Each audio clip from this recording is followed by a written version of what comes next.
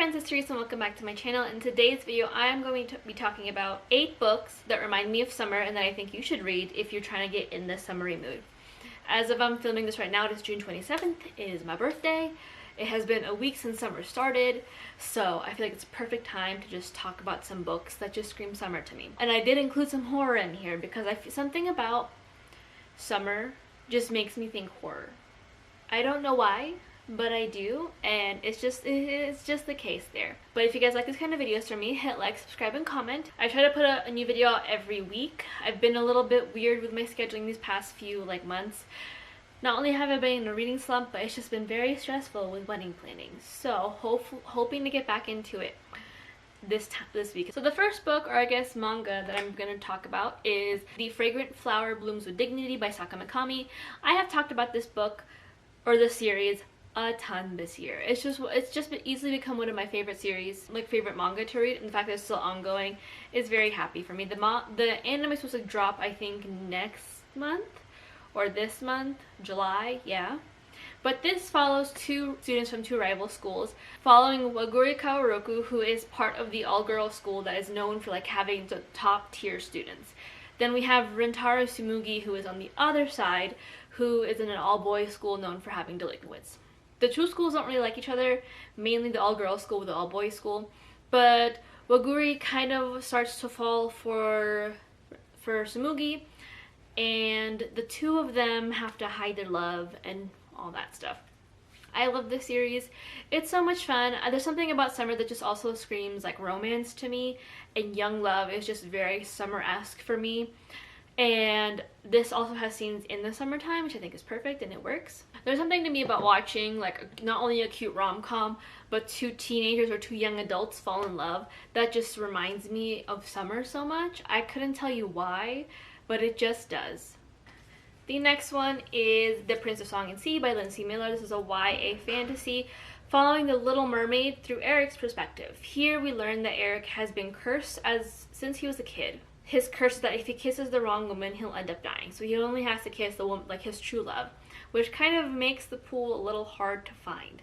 But he ends up meeting this beautiful red-haired girl who he kind of starts to fall for. She can't really say much, obviously, so they've been connecting. They've been like trying to find ways to talk, and this kind of pushes him to figure out the origin of the curse and how to break it. So this way he can be with this cute little red-headed girl that we all know as Ariel. It's a Disney movie.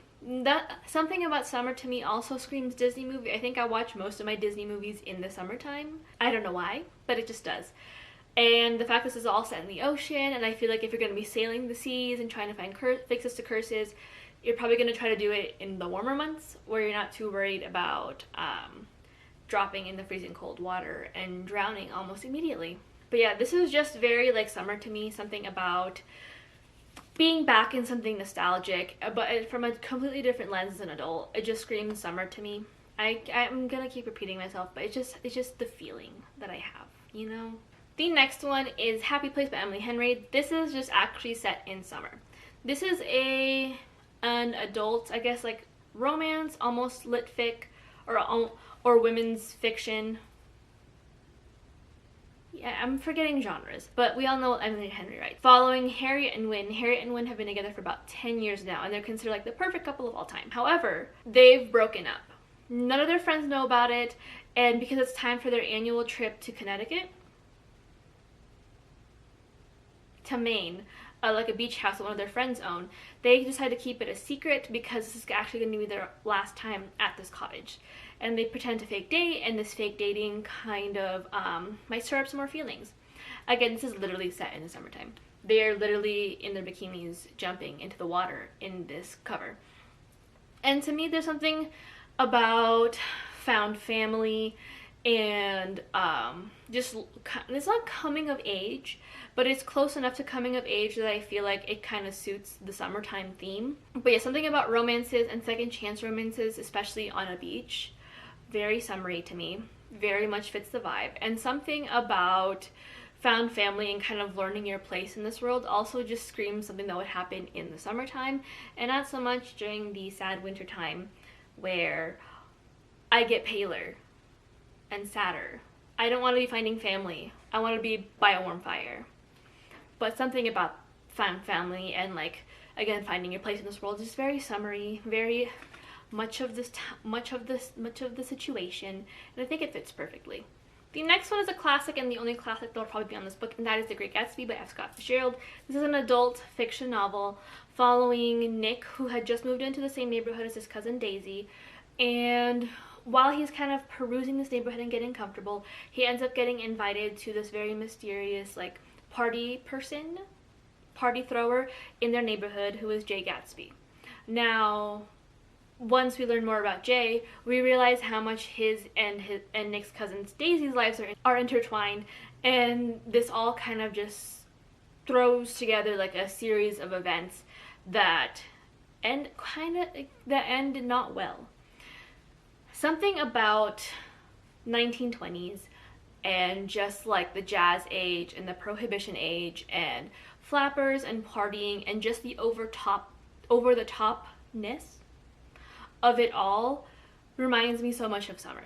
There's something that I think is quintessential to like summertime, and we're always talking about our summer parties and how extravagant they're going to become, because you know we're not confined to like one area, we can go multiple places this time around. And I think this one also just feels very summery to me.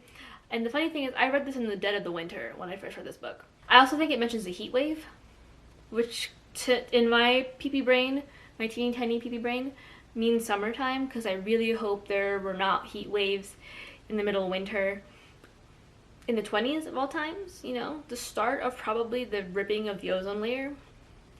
But that's my hope. But yeah, I think something about Gatsby and the mysterious elusiveness about him and the parties that he throws and the romance that happens between Daisy and Gatsby and all the things that unfold remind me very much of summer, and just how like messy things can get during the summertime. Not saying it can't get messy during Christmas because family and the cold and everyone's annoyed, but something about messy summertime is just my favorite genre.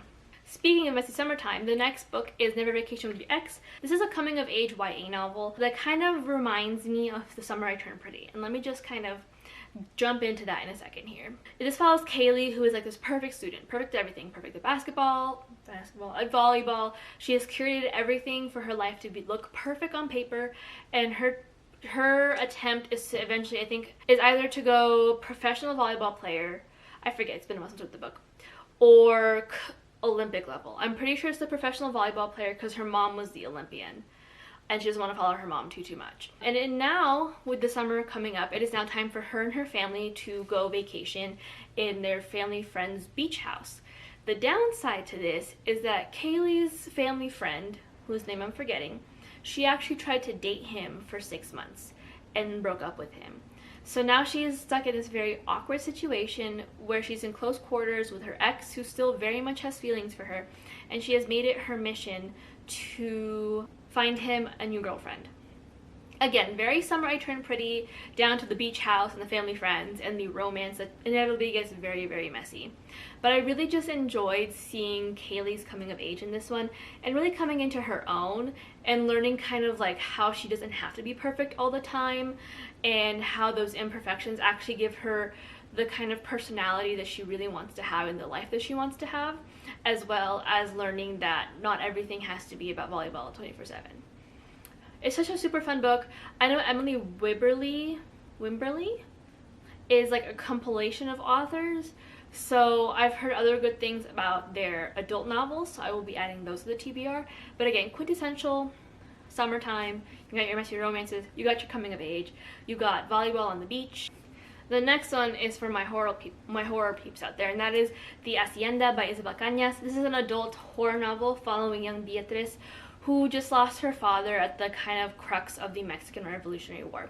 She and her mom have nowhere to go, and they end up going back to her mom's family, who does not like them because her mom decided to marry Beatriz's father. So kind of stuck with an impossible decision, she ends up marrying this widow, Don Rodolfo, and moves into his mansion.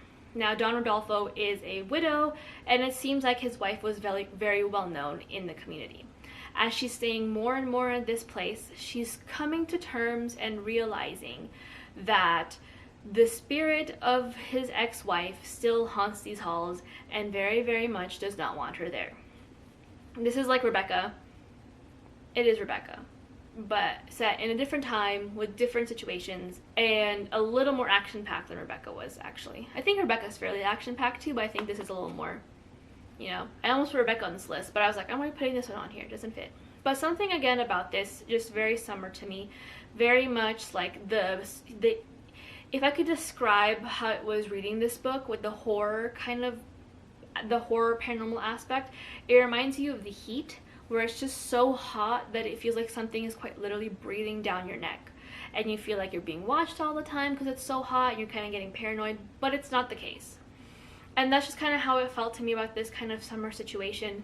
I don't think it's set in the summer, I don't remember if it is, but something about this horror novel especially, and the themes with it, and the themes about colonialism and everything, just seem to really, it's not a very light and summery read for sure, but it seems to really kind of fit the, like, it reminds me of summer, and something about it just really just settles deep in my little, like, my little gut here, that this is something that, like, if that would happen in the summer, I can hear, like, the crickets going off or whatever.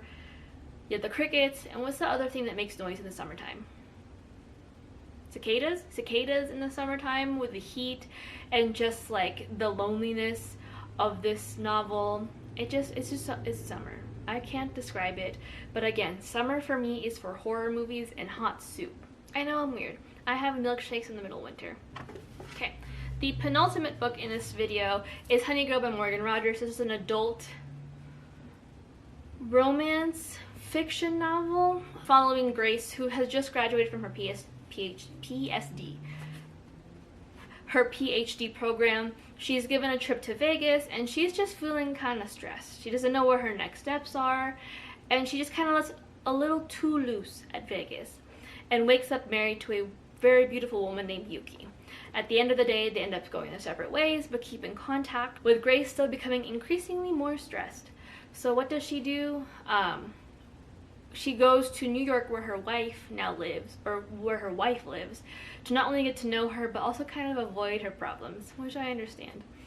This probably takes closer place in like May-ish, given graduation time, but again, there's something very summer to me about like a messy start to a romance, a coming of age / figuring yourself out kind of scenario, and burnout. We all get burnout by the end of the year, and we just kind of use summer as a way to like de-stress and like come back from that.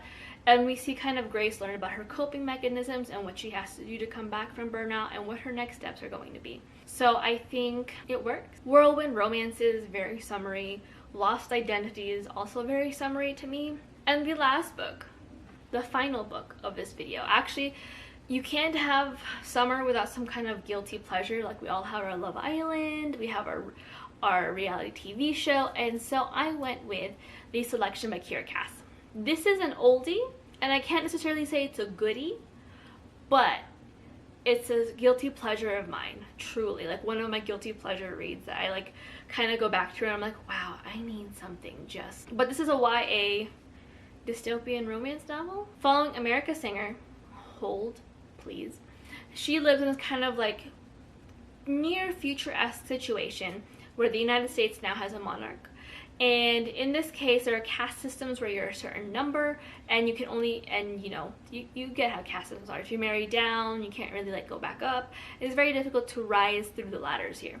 Now, when the prince or the next heir becomes of age, they kind of host a weird bachelor situation where a bunch of girls will sign up to go to the castle and be filmed a lot as they try to win over the prince. And I guess there's eliminations left and right, and eventually get to the final one, who marries the prince. America didn't want to go on it. Her mom kind of made her go on it, but she ends up being one of the girls chosen, one of the 35 girls who are chosen, and she goes, and she ends up meeting Max, and things ensue.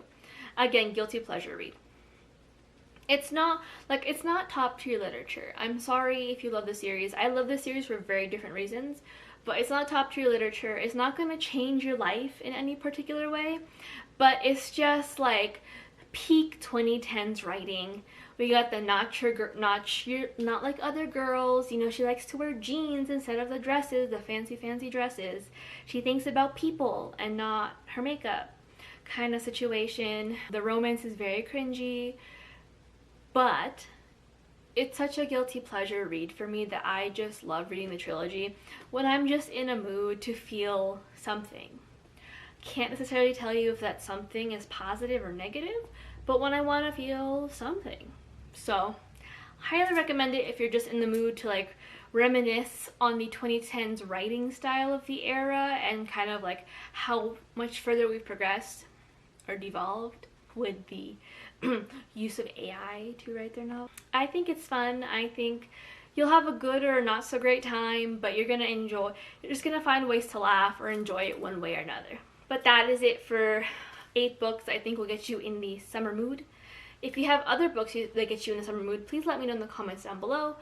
I am always looking for more books. And if you have read any of these books and agree or disagree, let me know in the comments and we can have a nice chat. But until next time, hit like, subscribe, and comment like I said in the beginning, and I'll see you guys in my next video. Stay safe. Bye.